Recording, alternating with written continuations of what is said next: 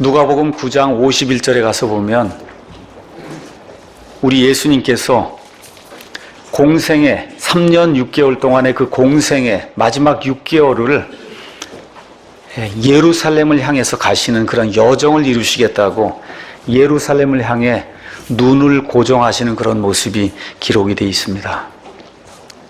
그래서 저 북쪽에 가이사라 빌립보 저 북쪽에서부터 예루살렘까지 쭉 예수님이 걸어오시면서 예수님이 들를 수 있는 그런 모든 도시에 들어가셔서 하루를 머물기도 하시고 이틀을 머물기도 하시면서 계속해서 하나님의 왕국의 복된 소식을 선포하는 그런 내용이 누가복음 9장 51절 이후부터 누가복음 끝까지 이제 기록이 되어 있습니다. 예수님의 공생의 사역 그 6개월에 그 핵심은 한마디로 위선을 척결해야 한다 이런 거라고 제가 말씀을 드렸어요. 예수님이 극도로 미워하시는 것이 위선이다. 그 말씀과 함께 예수님께서 사람이 왜 위선자가 되냐? 탐욕을 부리기 때문이다. 또 하나님을 바라보지 않고 자꾸 사람을 바라보기 때문에 사람을 두려워하기 때문에 사람이 위선자가 된다. 또 근시안적인 그와 같은 이 시각을 가지고 문제를 이 땅에 있는 그런 인생 80년 90년 사는 여기로 모든 것을 자꾸 고정하기 때문에 멀리 내다보지 못하기 때문에 자꾸 사람이 위선자가 된다. 예수님께서 그렇게 말씀해 주시면서 지난주에는 멀리 바라보는 거의 핵심이 뭐냐, 이 땅에 사는 가운데 우리에게 많은 문제가 있을 수 있는데 그 문제를 예수님이 재림하실 때가 돼야 이 인간에 꼬여있는 이런 모든 문제가 해결이 될 수 있고 나의 문제도 해결이 될 수 있다는 이러한 커다란 그런 그 시각을 가지고 예수님과 성경의 말씀을 우리가 이해하고 소망을 둘 때 우리 믿는 자들에게 평안이 있을 수 있다. 이런 말씀을 제가 드렸습니다. 여러분 잘 알고 있는 것처럼 예수님께서 재림하셔야 인간의 모든 고통과 슬픔과 아픔에 이와 같은 모든 문제들이 완전히 해결이 돼요. 지금도 수많은 동물들이 죽어가고 있고 식물이 죽어가고 있고 바다에서도 수많은 창조물이 지금 멸절되고 있습니다. 이것을 로마서 8장은 창조물도 신음하고 있다 그렇게 이야기하고 있으면서 창조물이 지금 신음하는데 이 창조물의 신음도 예수님께서 하나님의 아들들과 함께 같이 나타나신 그 시기가 돼야만 창조물의 신음소리가 끝이 날 수 있다고 저와 여러분에게 말씀해 주시며, 특별히 저와 여러분이 이미 구원받아서 영과 육의 그 다음에 혼의 구원을 받았지만 실질적으로 몸이 구속이 되는 것은 우리 예수님께서 이 땅에 강림하실 때 저와 여러분이 부활받든지 아니면 휴거가 되든지 해서 저와 여러분이 몸의 구속이 끝나야만 그래야 이 몸이 완벽하게 새로운 몸으로 변하며 우리의 모든 근심과 걱정과 고통과 슬픔과 지금 가지고 있는 모든 염려가 다 끝이 난다고 예수님께서 말씀해 주셨습니다.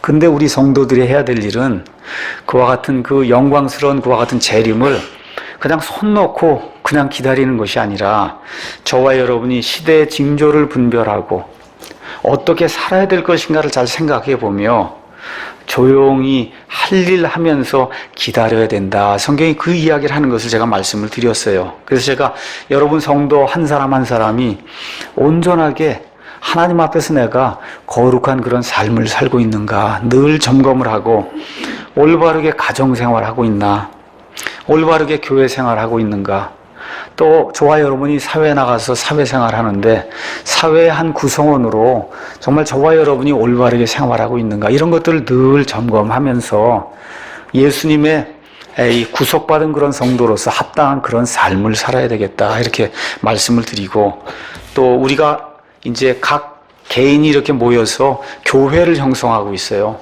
교회의 가장 큰 일은 말씀을 선포하고 말씀을 가르치는 겁니다.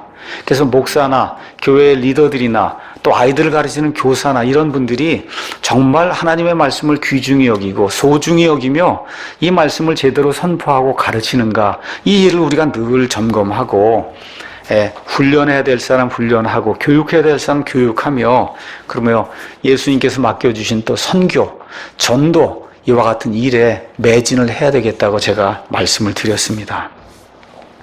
자, 지난주에 그래서 누가복음 12장 48절까지 이제 말씀을 다 드린 이후에 49절에서 53절 가서 보시니까 예수님께서 무엇라고 말씀하시느냐?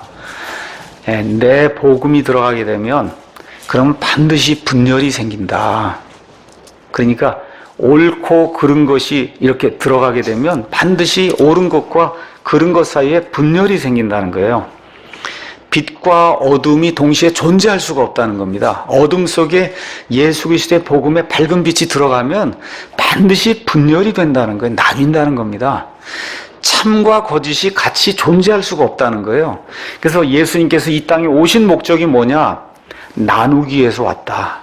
예수님께서 나는 나누기 위해서 왔다는 그런 말씀을 예수님이 54절에서 59절 말씀해 주시고, 그 이후에 예수님께서 54절에서 59절에는 그 예수님의 말씀을 그렇게 듣고도 예수님이 누구신지, 또 예수님이 전달하시는 복음의 메시지가 무엇인지 제대로 알지 못하는 그 사람들을 예수님께서 너희 위선자들아 이렇게 부르시면서, 너희가 저 하늘의 징조를 보고 저 구름이 있는 것을 보면 분명히 비가 오리라 이렇게 생각을 하고는 그런 모든 것들, 하늘의 이러한 모습은 판단하고 분별하면서 어찌하여 하나님의 아들이 이 땅에 와서 지금 이 모든 일들이 일어난 이런 모든 것들을 보면서 시대의 징조가 무엇인가는 너희가 분별하지 못하느냐.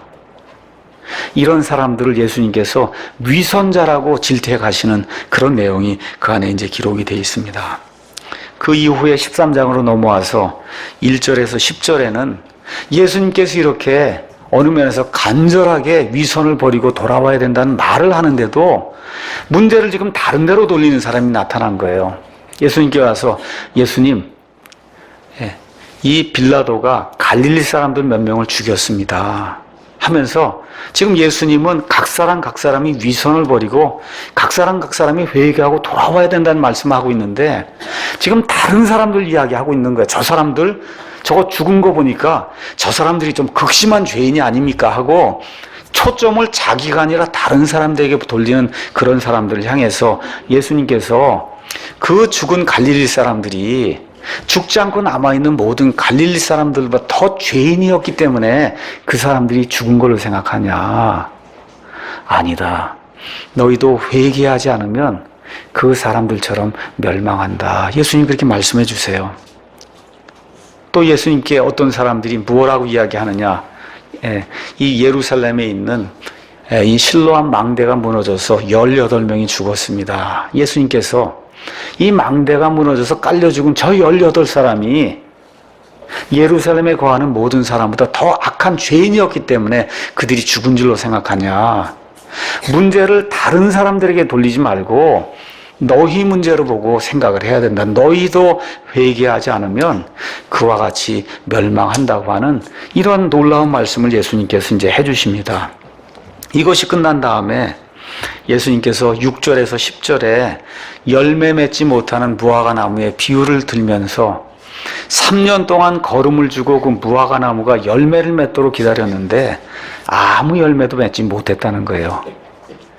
그래서 이 주인이 이거를 찍어서 없애려고 할 때 이걸 돌보는 그런 관리인이 한 해만 더 연장해 주시고 그래도 열매를 맺지 못하면 그때는 찍어서 버려도 제가 할 말이 없습니다 하면서 이 무화과 나무를 1년 동안 참아주시는 그 하나님의 은혜에 대해서 우리 예수님이 말씀을 해주셨습니다. 그래서 지금 누가복음 쭉 이렇게 진행이 되는 가운데 예수님이 위선이 무엇인가, 탐욕이 무엇인가, 그렇죠? 또 근시안적인 그런 시각이 무엇인가, 회개를 무시하는 것이 무엇인가, 또 하나님이 그럼에도 불구하고 또 한 해를 우리를 위해 참아주신다는 그 하나님의 인내가 무엇인가, 이런 것들을 예수님께서 계속해서 말씀해 주시는데도 여전히 깨닫지 못하는 거예요. 여전히 깨닫지 못하는 거예요. 이렇게 될 때 오늘 읽은 누가복음 13장 10절에서 17절 말씀을 통해서 우리 예수님께서 다시 한번 위선이라고 하는 것이 무엇이냐, 그 위선의 실체, 그것과 더불어 위선이 팽배하게 되면 지상에 있는 이 교회가 부패해서 타락하게 된다는 이런 말씀을 우리에게 예수님이 전달해 주십니다. 그래서 오늘은 위선의 실체와 지상교회의 부패라고 하는 그런 제목을 가지고 누가복음 13장 10절에서 21절에 나와 있는 하나님의 말씀을 제가 강해하도록 그렇게 하겠습니다.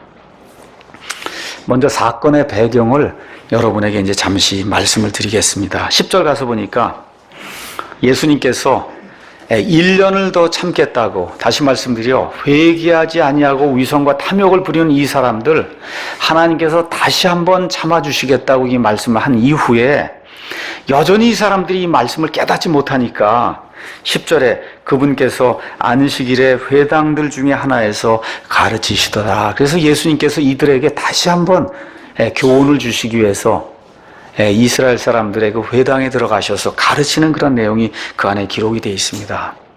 그런데 여기 지금 다른 날이 아니라 안식일이라고 지금 기록이 되어 있어요. 아, 무언가 또 터지려고 그러는구나.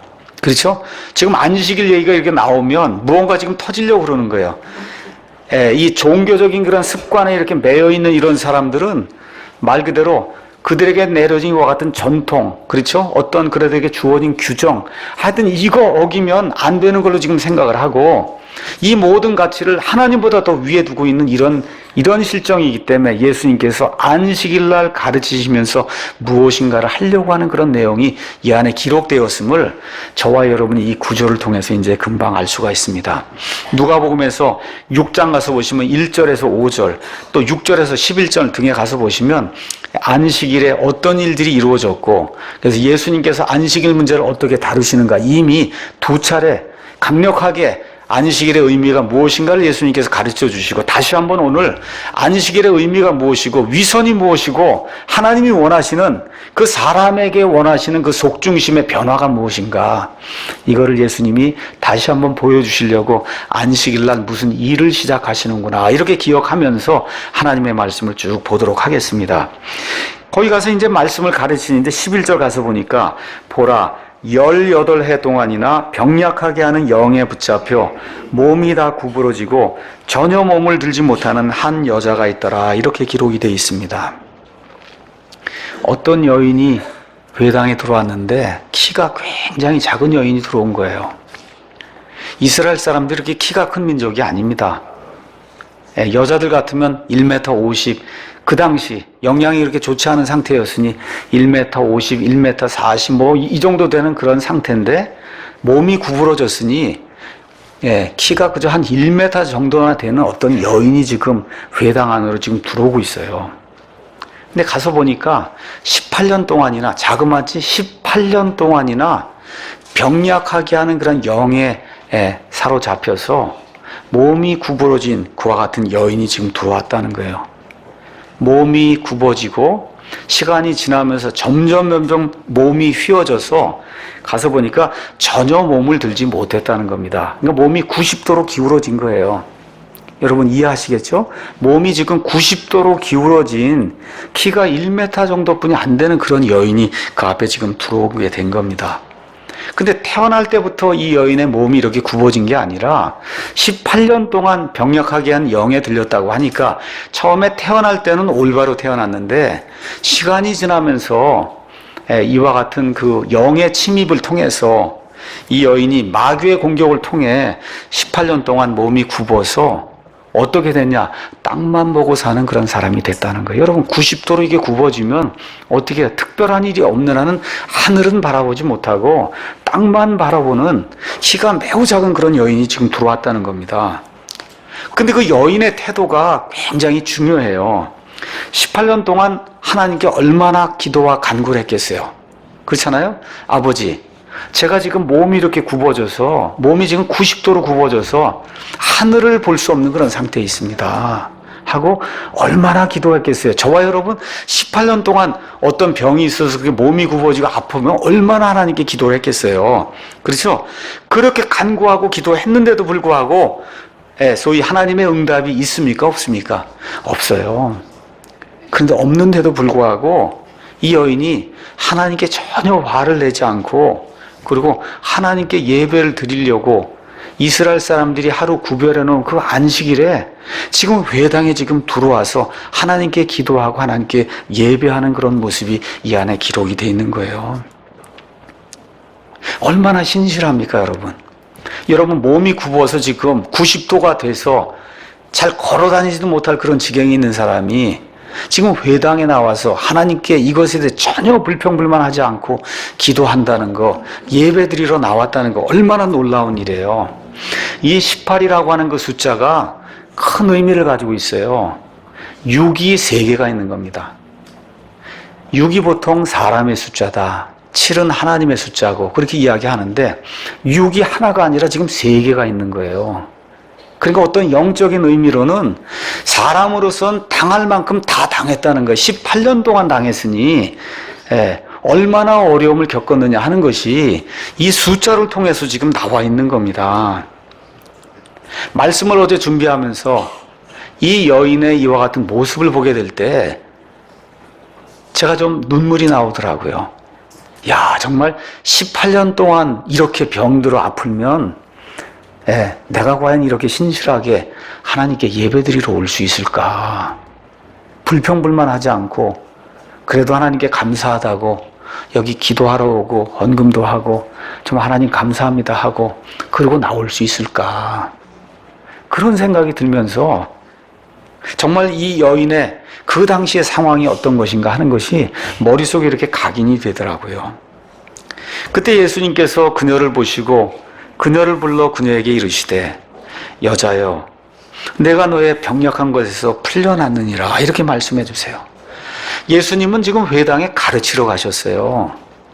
그런데 가르치는 가운데 예수님은 사람의 피로를 보시는 거예요. 그 피로를 보시며 저 여인이 90도 몸이 지금 굽혀진 그런 상태에서도 신실하게 하나님께 나와서 불평불만 없이 하나님께 예배드리는 그런 모습을 보고는 그러고는 저 여인을 고쳐줘야 되겠다는 그런 긍휼의 심정이 이렇게 올라오면서 여인에게 여자여 내가 너의 병약함에서 풀려났다고 이야기를 하세요. 속박 가운데 18년을 살았는데 그 병약함에서 풀려났다고 이야기하면서 우리 예수님께서 이 땅에 오신 그 목적을 다시 한번 예수님이 이야기해 주십니다. 속박 가운데 살고 있는 사람을 그 속박에서 풀려나게 해주시는 그분, 그것이 바로 예수님의 사역이다. 그렇게 이야기를 하면서 예수님은 죄와 속박에서 저와 여러분을 해방시켜주는 그런 분이라고 하는 사실을 다시 한번 우리에게 이야기해 주고 있습니다. 우리가 살다 보면 이렇게 육적으로 몸이 굳어지는 그런 일도 생길 수 있고 그것 이외에도 사람을 납작하게 엎드러지게 만드는 그런 요인이 이 땅에 많이 있다고 성경이 우리에게 이야기해 주고 있습니다. 지금 이 여인은 여기 가서 보니까 병약하게 하는 영에 사로잡혔다 이렇게 기록이 돼 있어요. 또 성경 가서 저와 여러분이 시편 38편 6절 가서 보니까 죄와 불법에 들어가게 되면 그러면 사람이 몸이 굽어지고 하나님 앞에 납작 엎드릴 수밖에 없는 그와 같은 상태가 된다 이야기하고 시편 42편 5절 44편 25절 이런 데 가서 보시면 사람이 많은 고난을 당하고 슬픔을 당하고 정말 많은 고통 가운데 빠지면 저절로 몸이 숙여진다고 성경이 우리에게 이야기를 하고 있습니다. 저와 여러분이 살고 있는 이 세상이 한번 80년 90년을 산다고 할 때 얼마나 저와 여러분이 기쁨 가운데 사는가 한번 생각해 보세요. 한 90년 산다고 생각할 때 정말 기뻐 죽겠다고 하고 얼굴에 그냥 막 웃음이 넘치고 이런 거 시간 다 모아놓으면 여러분 1년이 될 것 같아요? 1년 안 됩니다. 그 시간만 다 모아놓으시면 1년이 될 것 같아요? 아니에요. 안 되잖아요. 죄와 슬픔과 고통 가운데서 정말 시련 가운데 사는 게 우리 인생이에요. 죄 가운데 또 마귀의 영향 속에서 고통과 우리가 이런 모든 것 당하며 사는 게 그게 인간이다. 성경이 지금 그렇게 이야기를 하고 있습니다. 이 인간의 모든 고통, 몸이 굽어진 것, 영이 굽어진 것, 혼이 굽어진 이와 같은 상태를 성경은 예수님만이 고쳐주실 수 있다고 우리에게 이야기를 하고 있는 겁니다. 예수님께서 말씀하시고 그 여인에게 손을 대실 때 그 여인의 몸이 13절, 그녀가 즉시 몸을 곧게 펴고 하나님께 영광을 돌렸다 그랬습니다. 시간이 오래 걸린 것이 아니라 우리 예수님께서 긍휼의 그 손을 얹으시게 될 때 바로 그 순간에 즉시 그 여인의 몸이 곧게 서며 90도로 굽어졌던 이 사람의 몸이 90도 다시 제껴지면서 몸이 올바로 서는 그런 일이 생겼다고 지금 성경이 우리에게 이야기해주고 있어요. 근데 그 여인에게서 즉각적으로 무엇이 나오냐? 하나님께 감사를 돌리고 영광을 돌리는 그런 아름다운 일이 생긴 거예요. 여러분, 하나님을 알지 못하는 사람이 이런 일 할 수가 없는 거예요. 그렇지 않습니까? 이 여인이 불평불만 없이 신실하게 하나님을 섬기는 가운데 하나님의 긍휼이 임하게 될 때 가장 먼저 행한 일이 오 할렐루야, 하나님께 영광을 돌리는 그와 같은 일이 생겼다고 지금 성경이 이야기하고 있어요. 그날 회당에 모였던 사람들이 얼마나 깜짝 놀랐겠어요. 여러분 한번 생각을 해보세요. 우리가 그 현장에 있다고 생각해 보세요. 몸이 90도가 굽은 1m 정도 된 여인이 이러고 들어왔는데 예수님께서 손을 대시니까 몸이 확 펴지면서 이 여인이 일어서 하나님께 할렐루야 하고 찬양을 부르니 그걸 경험했던 사람들이 그 사건을 평생토록 잊을 수 있겠습니까? 누가복음 4장 18절 가서 보니까 우리 예수님께서 이 땅에 오신 목적이 그 안에 기록이 되어 있습니다. 주의 영께서 내게 임하셨으니 이사야서 말씀을 예수님께서 인용하시면서 이는 그분께서 내게 기름을 부으사 성령님의 기름을 부으셔서 가난한 자들에게 복음을 선포하게 하셨기 때문이라. 육적으로 가난한 자, 혼이 가난한 자, 영이 가난한 자들에게 하나님의 복된 소식을 전하게 하시려고 우리 주 예수님에게 하나님의 영을 충만하게 임하게 하셨다. 성경이 기록하면서 그분께서 나를 보내신 것은 마음이 상한 자들, 마음이 깨진 자들을 고쳐주게 하고 포로된 자들에게 구출을 주며, 지금 이 여인이 이 병약하게 하는 그와 같은 영에 사로잡혀서 속박 가운데 빠져 있었지만 예수님이 가서 손을 얹게 될 때 이 여인이 해방받는 그와 같은 놀라운 구출이 이루어졌음을 성경은 우리에게 이야기해주고 있어요. 눈먼 자들에게, 실질적으로 육체의 눈이 먼 사람, 혼의 눈이 먼 사람, 영의 눈이 먼 사람들에게 다시 보게 함을 선포하고 상처 입은 자들을 자유롭게 하며 주님께서 받아주시는 그 구원의 은혜를 선포하는 그와 같은 일을 하게 하시려고 예수님이 이 땅에 오셨다고 성경이 우리에게 이야기를 하고 있습니다. 그래서 우리 예수님께서 많은 기적과 표적과 마귀를 내쫓는 것과 그 다음에 병자들을 고쳐주는 것과 눈먼 자를 치유해 주시는 것과 심지어 죽은 자를 살리시는 이런 일들을 통해서 한마디로 하나님의 왕국 통치가 너희에게 임하였다는 그런 사실을 우리 예수님께서 그 유대인들에게 확증해 주신 그런 내용이 이 안에 이제 기록이 되어 있습니다. 자, 그런데 반응이 이상하게 나타나는 거예요. 하나님의 왕국 통치가 이렇게 임해서 하나님께 영광을 돌리는 그런 사람이 있는 반면에 이런 걸 보고 그냥 냉담하게 죽은 시체처럼 반응한 사람이 하나가 지금 나타나고 있는 겁니다. 이렇게 싸늘할 수가 있을까? 여러분, 몸이 90도가 이렇게 된 사람이 들어왔다가 지금 이렇게 펴졌단 말이에요. 그런데 한 사람의 반응이 이렇게 싸늘할 수가 있을까? 한번 가서 보겠습니다. 14절. 그런데 하고 이제 그런데가 나오는 거예요. 회당의 7위자는 이게 보통 사람이 아니에요. 그 회당에서 가장 높은 사람이 나오더니 지금 뭐라 그러냐? 뭐라고 얘기해요? 예수님께서 안식일에 병을 고치셨기 때문에 분을 내고 그 다음에 뭐라요? 응답하며 사람들에게 감히 예수님께는 대답하지 못하고 그러고는 화살을 지금 사람들에게 지금 돌리면서 이 무지한 자들아 지금 이야기하면서 뭐라고 얘기하는 거예요? 사람들이 마땅히 일할 6날이 있으니 그러므로 그날들에 와서 병고침을 받을 것이요 안식일에는 하지 말 것이니라. 여러분, 이렇게 싸늘한 반응이 어떻게 나올 수가 있어요? 지금 하나님의 영광이 임했죠. 하나님의 왕국 통치가 임해서 마귀가 쫓겨났잖아요. 그렇죠? 이 여인이 지금 병약하면서 풀려나서 몸이 90도 숙여져도 지금 이렇게 세워졌잖아요. 그렇잖아요. 그럼 어떻게 해요? 같이 기뻐해야 되지 않습니까? 같이 기뻐해야 되는 거 아닙니까? 하나님께 같이 영광을 돌려야 되는 거 아니에요? 그렇죠? 근데 이렇게 싸늘한 반응이 지금 나오고 있는 거예요. 영광과 감사가 하나도 없는 거예요. 화를 내면 뭐라고 얘기해요? 사람이 6일 동안 사람이 일하는 건 하나님이 6일 동안만 하라 그러고 오늘은 안식일 아니냐. 하나님을 위한 이 날에 도대체 너희가 왜 사람의 일을 하느냐. 지금 그렇게 이야기하는 거예요. 여기가 지금 잘못된 일이 이 안에 이제 표현이 되어 있는 거예요. 여러분, 지금 예수님이 행하신 그 일은 사람의 일입니까? 아니면 하나님의 일입니까? 이 사람은 뭐로 본 거예요? 뭐로 본 거예요? 사람의 일로 본 거예요. 누가? 회당의 치리자가, 지금 식으로 보면 교회 목사가 하나님에 의해서 이루어진 일을 이렇게 보고는 그게 하나님의 일이라는 사실을 인식을 못하고 이거는 사람의 일이니까 사람이 일할 수 있는 그 6일 동안에 와서 하고 이 일은 하지 마라. 그리고 화를 내는 겁니다. 그렇죠? 그럼 여러분, 하나님의 날에 하나님의 일을 하는 거에 무슨 문제가 있습니까? 없습니까? 없잖아요. 이 일은 사람의 일이 아니라 하나님의 왕국 통치가 임하며 하나님의 영광이 임하며 사람을 살리는 그런 일이면 하나님의 날에 그 일을 하는 거 문제가 있을까요? 없을까요? 없잖아요. 이 사람이 그걸 깨닫지 못한 거예요. 원래 누가 이 여인을 고쳐달라고 하나님께 기도해야 돼. 원래는 누가 해야 되는 거예요? 회당의 치리자가 해야죠.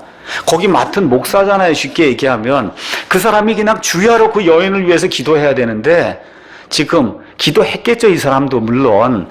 근데 그 일이 본인을 통해서 이루어졌습니까? 아니면 예수님을 통해 이루어졌어요? 그게 못마땅하다는 거예요. 아니, 이런 중요한 일이 나를 통해서 이루어져야지 이게 어떻게 다른 사람을 통해서 이루어지냐. 지금 그 얘기를 하고 있는 겁니다. 뭐예요? 핵심과 핵심이 되지 않는 일을 분별하지 못하는 거예요.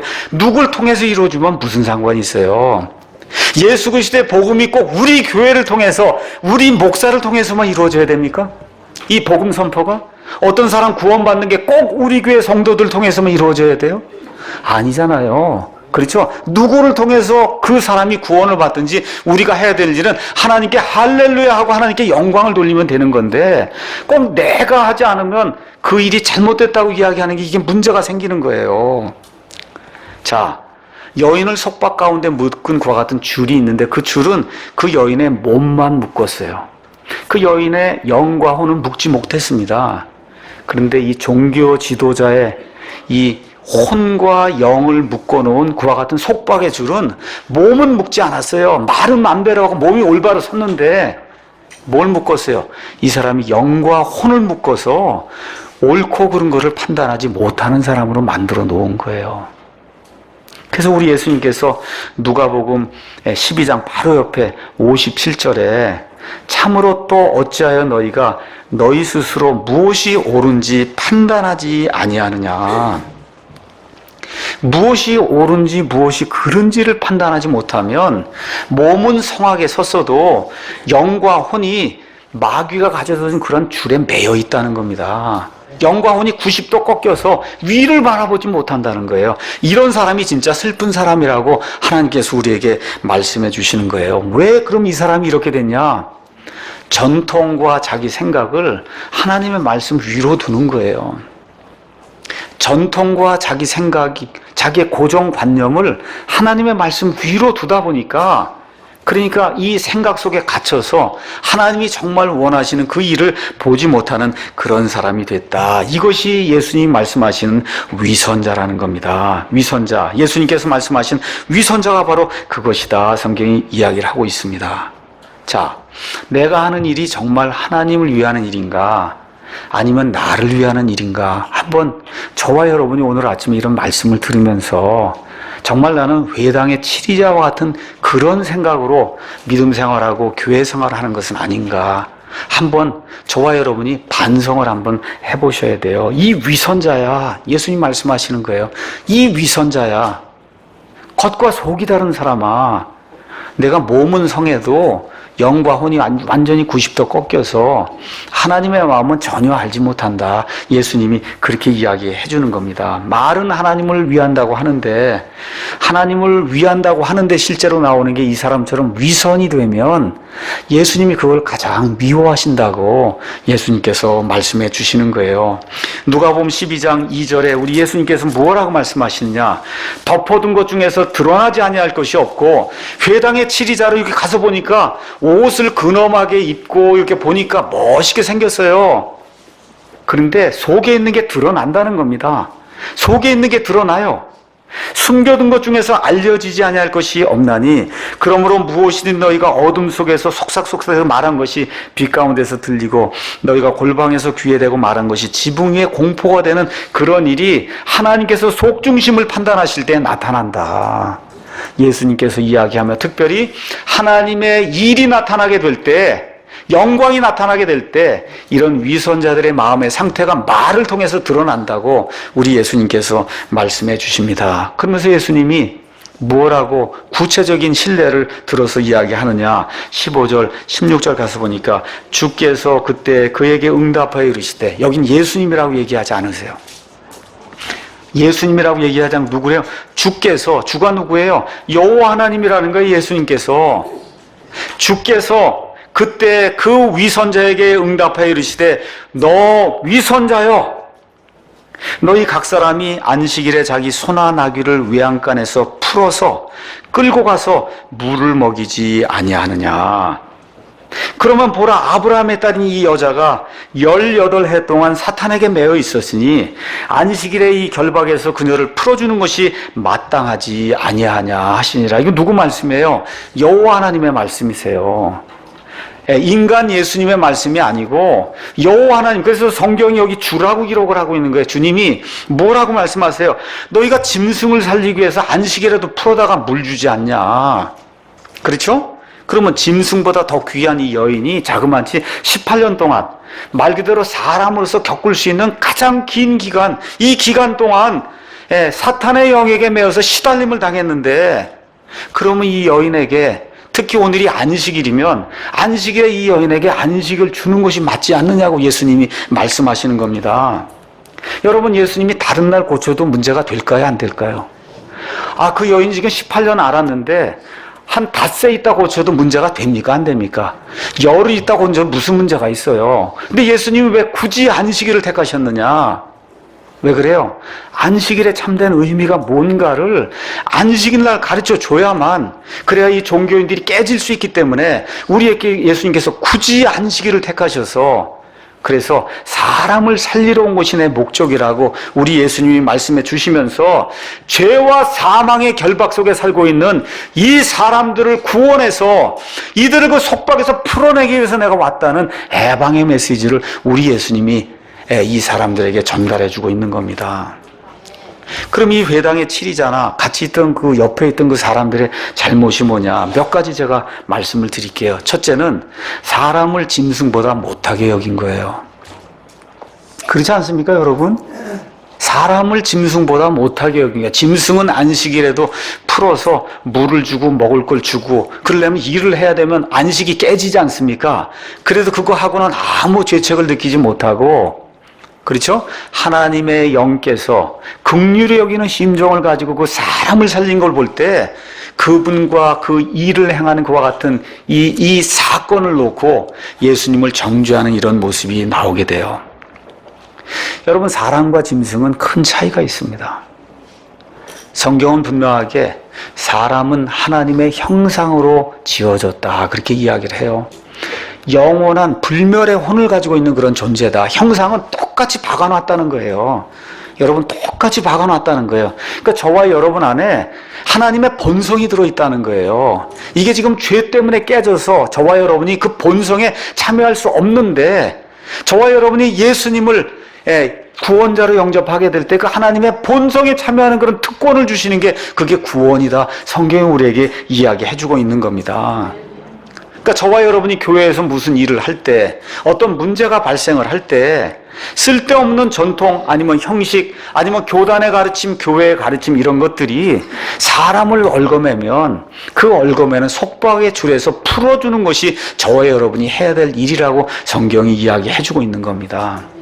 이런 걸 또 잘못 이해해서 교회는 법이 있으면 안 되는구나, 전통이 있으면, 이렇게 생각하시면 안 됩니다. 제가 말씀드린 건 쓸데없이 사람을 죽이는 법과 전통은 없애야 된다고 이야기하는 거예요. 둘째, 예수님께서 이 여인을 가리켜 뭐라고 이야기하냐? 아브라함의 딸이라고 이야기합니다.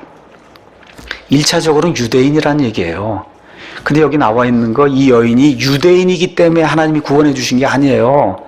어떤 사람이기 때문에 구원받은 하나님의 자녀로 아브라함과 같은 믿음을 소유한 그와 같은 자녀이기 때문에 하나님께서 그의 믿음을 보시고 그 여인을 고쳐주신 거예요.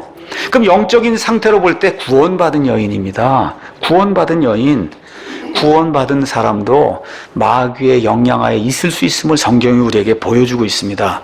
마귀에게 사로잡혀서 100% 마귀의 종이 되는 일은 불가능하지만 구원받았어도 병약하게 하는 그런 영에 걸려서 그래서 마귀를 통해서 고통받을 수 있다고 성경이 우리에게 이야기를 하고 있습니다.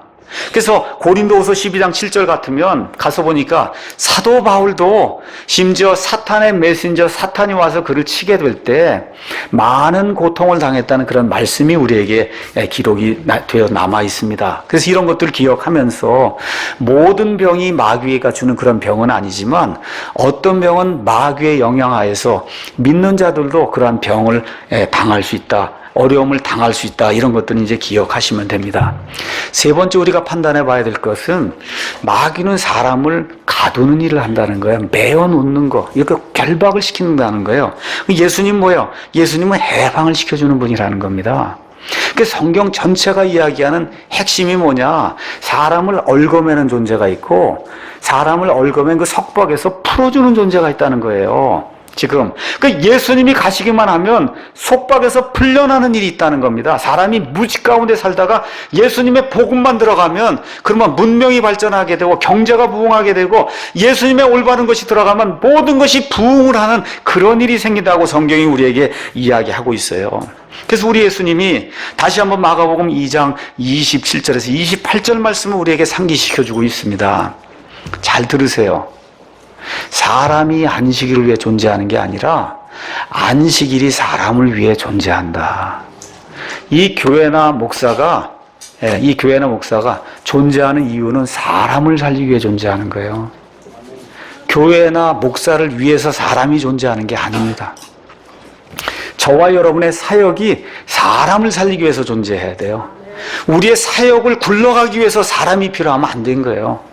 이 사역하는데 50억이 필요하니까 우리 교회 50만 명을 달라 그러면 안 되는 거예요. 여러분 이해하시겠죠? 예. 예수님의 마음이 그거예요. 안식일이 사람을 위해 존재하는 거지 사람이 안식을 위해 존재하는 게 아니다. 예수님이 그 말씀을 하시고 안식일의 주인이 바로 나라는 겁니다. 안식일의 주인이 나다. 저와 여러분이 교회에서 무슨 섬김을 하든 어떤 일을 하든 그 모든 것의 주인이 예수님이라고 하는 그런 사실을 저와 여러분이 기억하지 않으면 여기 있는 회당의 치리자처럼 냉담한 반응을 보이는 그런 사람이 될 수 있다는 거예요. 자, 이런 일들이 발생하게 될 때 두 가지 반응이 나타나게 돼요. 그래서 17절 가서 보니까 그분께서 이것들을 말씀하심에 그분의 모든 대적들은 부끄러워하고 모든 사람들은 그분께서 행하신 모든 영광스러운 일로 인하여 기뻐하니라. 부끄러워하는 자들과 기뻐하는 자들로 둘로 나뉜다는 거예요. 제가 아까 말씀드렸죠. 시작하면서 예수님이 딱 들어가면 예수 그리스도의 복음이 딱 들어가면 분열이 생긴다는 거예요. 나뉜다는 겁니다. 그 일을 통해 기뻐하는 자들이 있고 그 일로 인해 부끄러워서 수치 속에 들어가서 얼굴을 들지 못하는 그런 사람들이 있다. 지금 이야기하고 있는 거예요. 그래서 이 일이 어떤 사람들에 생기냐? 우리가 무슨 섬김을 하든지 교회 무슨 일을 하든지 간에 본질을 정확히 이해하고 나가는 그 사람들에게는 하나님의 일이 영광스러운 일이 되고 그 본질은 놓치고 자잘한 그런 가지들 가지고 자꾸 무슨 일을 하는 사람에게는 그 일이 수치거리가 된다는 거예요. 수치거리가 된다. 이 말씀을 사람의 구원으로 영적인 적용을 통해 여러분에게 말씀을 드리도록 하겠습니다. 지금 여인이 몸이 굽어 있어요. 몸이 굽어 있어요. 정상이 아닙니다. 이 얘기는 무슨 얘기예요? 이 땅의 모든 사람은 다 비정상이라는 거예요. 하나님 보시기에.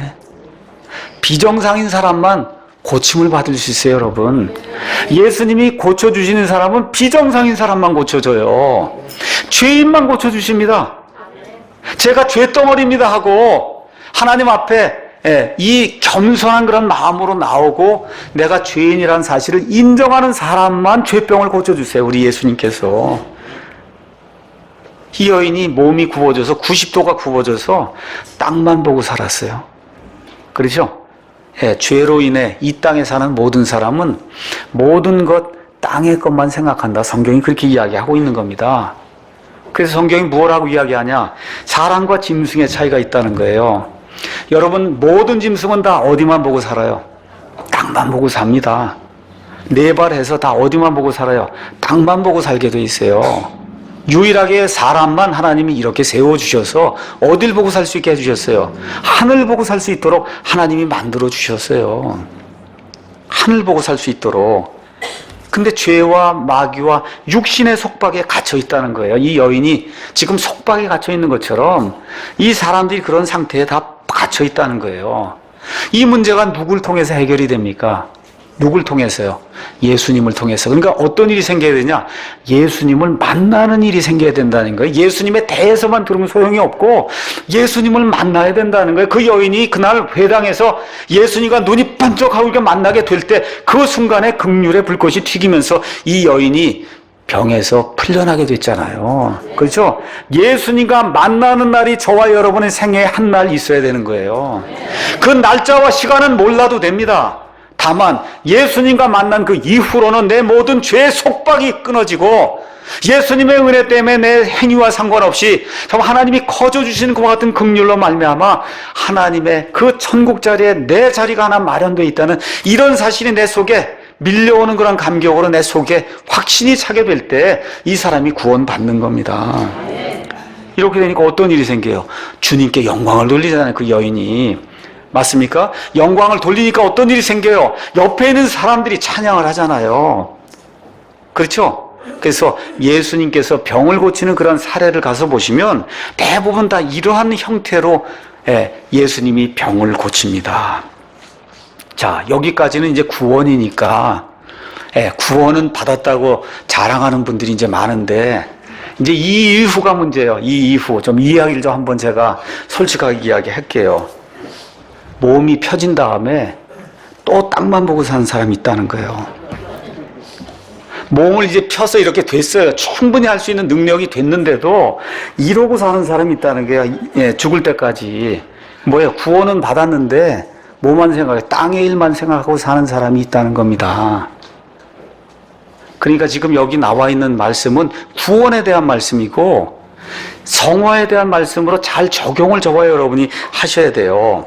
골로새서 3장에 가서 보니까 골로새 3장에 이렇게 기록이 되어 있습니다. 그러므로 너희가 그리스도와 함께 일으켜졌거든. 주님과 함께 살아났거든. 위에 있는 그것들을 추구해라. 거기에는 그리스도께서 하나님 오른편에 위에 있는 거 보려면 여러분이 들어야 되죠. 이게 자꾸 들어야 된다는 거예요. 저 위를 보라는 겁니다. 위에 있는 것들에 너희의 애착을 두고 땅에 있는 것들에 두지 말라. 땅에 있는 것에 자꾸 두면 몸이 이렇게 회복이 됐는데도 짐승처럼 산다는 거예요. 짐승처럼 산다. 너희는 죽었고 너희 생명은 그리스도와 함께 하나님 안에 감추어져 있느니라. 5절. 그래서 이제 구원 받았으면 그러므로 땅에 있는 너희 지체들을 죽여야 된다는 거예요. 그것들은 음행과 이건 믿는 사람들에게 얘기하는 거예요. 교회에 다니는 사람들에게 음행 안 하면 안 된다는 거. 이게 무슨 얘기예요? 교회에 음행이 있다는 얘기입니다. 맞죠? 예. 부정함과 무절제한 애정이 있다는 거예요. 교회 안에도. 악한 욕정과 탐욕이니 탐욕은 우상숭배니라. 이것들로 인하여 하나님의 진노가 불순종의 자녀들에게 임하느니라. 너희도 그것들 가운데서 살 때에는, 과거에 구원받기 전에 그것들 가운데 살 때에는 한때 그것들 가운데서 걸었으나 이제는 너희도 이 모든 것을 내버리라는 겁니다. 곧 분노와 진노와 악의와 신성 모독하는 것과 너희 입에서 나오는 더러운 대화라. 안 된다는 거예요. 교회 우리 성도들에겐 합당치 않다는 겁니다. 서로 거짓말하지 말라. 서로 거짓말하지 말라. 이런 것들을 하면서 위를 바라보고 사는 그런 사람이 돼야 구원받은 사람이 제 가치를 발휘한다는 겁니다. 우리 교회나 저나 여러분 모두나 아니면 우리 한국에 구원받은 모든 성도들의 문제가 뭐예요?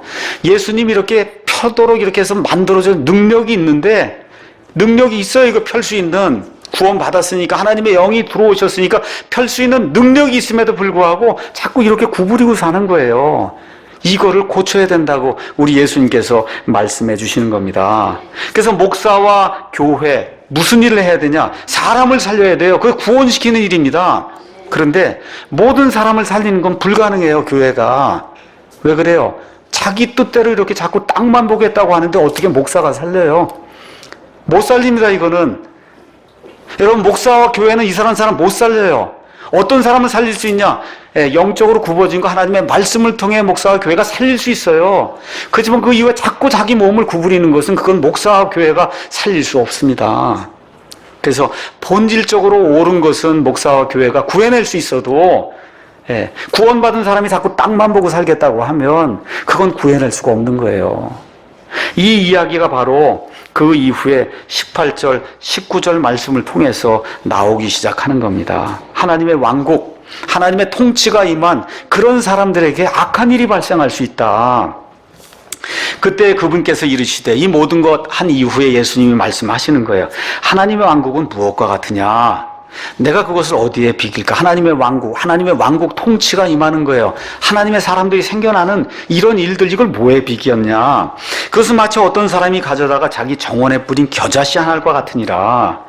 그것이 자라서 큰 나무가 되매 공중의 날짐승들이 그것의 가지에 깃들였느니라 하시고, 또다시 이르시되, 내가 하나님의 왕국을 어디에 비유할까? 그것은 마치 어떤 여자가 가져다가 굵은 가루 서말 속에 몰래 숨겨놓은, 그래서 숨겨서 마침내 전부를 뜨게 한 누룩과 같으니라 하시니라. 이렇게 기록이 되어 있어요. 겨자씨가 커다란 나무가 돼서 많은 날짐승들이 거하게 됐다.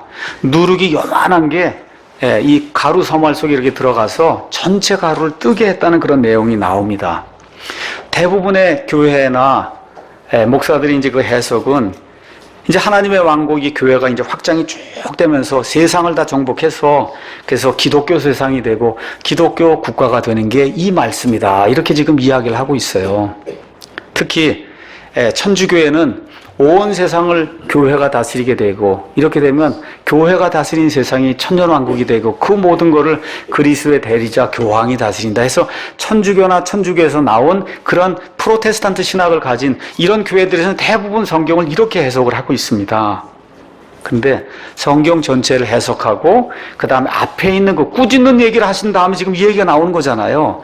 이런 걸 볼 때는 그런 해석보다는 아마 제가 드리는 해석이 맞지 않겠느냐, 이렇게 생각을 하시고 한번 성경을 보겠습니다.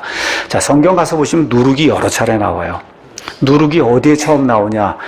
출애굽기 12장에 출애굽 사건 하면서 하나님이 누룩을 완전히 지우고 일주일 동안 뭘 지키라 그래요? 무교절을 지키라. 그 이야기하면서 누룩은 죄의 상징으로 나옵니다. 그렇죠? 처음부터 끝까지 누룩은 죄의 상징으로 나와요. 누가복음 12장 한번 가서 보겠습니다. 누가복음 12장 1절에 그때 그분께서 무엇보다 먼저 자기 제자들에게 말씀하기 시작하여 이르시되, 너희는 바리새인들의 누룩 곧 위선을 조심해라. 지금 내용이 지금 누룩 이야기를 하는 거예요. 누룩이 좋은 겁니까? 나쁜 겁니까? 나쁜 거 이야기하고 있는 거예요. 자, 겨자씨를 한번 보겠어요? 겨자씨 가서 보니까 마태복음 13장 32절에 겨자씨가 자라면은 뭐가 돼야 되냐? 채소가 돼야 된다는 거예요. 채소 많이 자라요. 요만큼 자라는 그런 채소가 돼야 되는데 이게 지금 나무가 됐다는 거예요. 비정상이 됐다는 거예요. 근데 비정상이 돼요. 어느 정도로 비정상이 됐냐?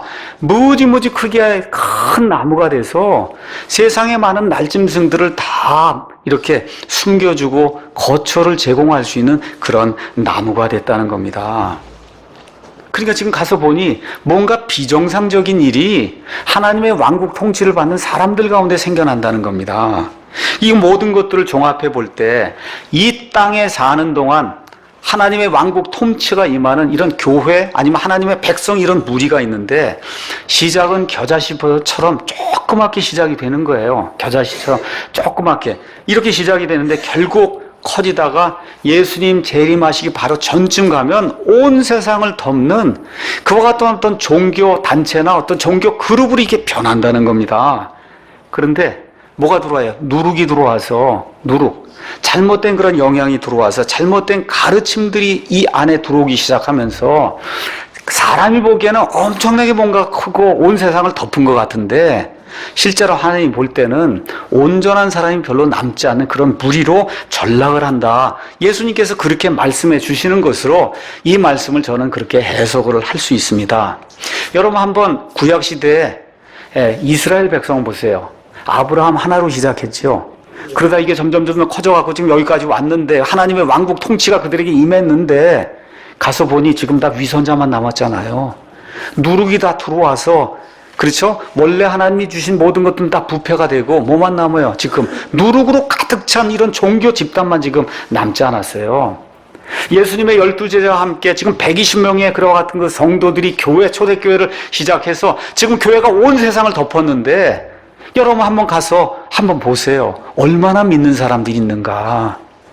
지난주에 어떤 목사님이 이야기를 하는 가운데 노골적으로 얘기하더라고요. 한국에 700만, 800만 명이 있는데 정말 구원받은 사람이 1%나 2%나 되겠냐. 목사님 얘기로 얘기해요. 자기 그것도 큰 교회 목사님이. 이게 지금 이런 상황이 아니냐. 지금 성경이 그렇게 이야기하는 겁니다.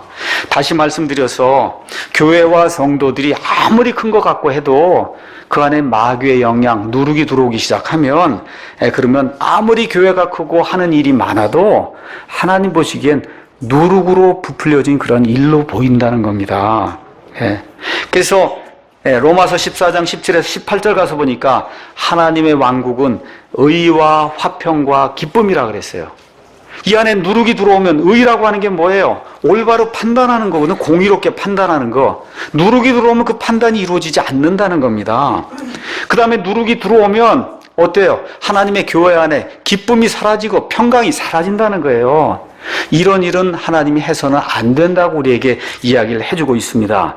그래서 고린도전서 5장 가서 보니까 예수님께서 사도 바울을 통해서 하나님께서 주시는 말씀이 뭐냐? 5장 6절에 너희가 자랑하는 것이 선하지 아니하도다. 고린도 교회가 우리 교회가 큽니다 하고 자랑을 했단 말이에요. 그렇죠? 적은 누룩이 온 덩어리를 뜨게 함을 너희가 알지 못하느냐. 그러므로 너희는 누룩 없는 자들인지 뭐예요? 몸이 세워졌단 말이에요. 이게 몸을 이렇게 세울 수 있는 이런 자들인즉 새 덩어리가 되기 위하여 묵은 누룩을 제거하라는 겁니다. 제거를 안 하면 자꾸 땅만 보는 그런 삶이 나오기 때문에 우리의 유월절 어린 양 곧 그리스도께서 우리를 위하여 희생물이 되셨느니라. 그러므로 우리가 그 명절을 지키되 묵은 누룩으로도 하지 말고 악의와 사악함의 누룩으로도 하지 말며 오직 순수함과 진실함에 누룩 없는 그런 빵으로 하자. 지금 바울이 우리에게 그렇게 권면을 해주는 거예요. 그래서 오늘의 말씀을 제가 이렇게 결론을 드리도록 하겠습니다. 우리가 하나님의 일을 한다고 구원받은 그런 성도로 산다고 할 때 혹시 하나님의 일을 한다고 하면서 내 거를 추구하지는 않는가. 그렇게 되면 정말 하나님의 영광이 나타날 때 냉담한 사람이 된다는 거예요.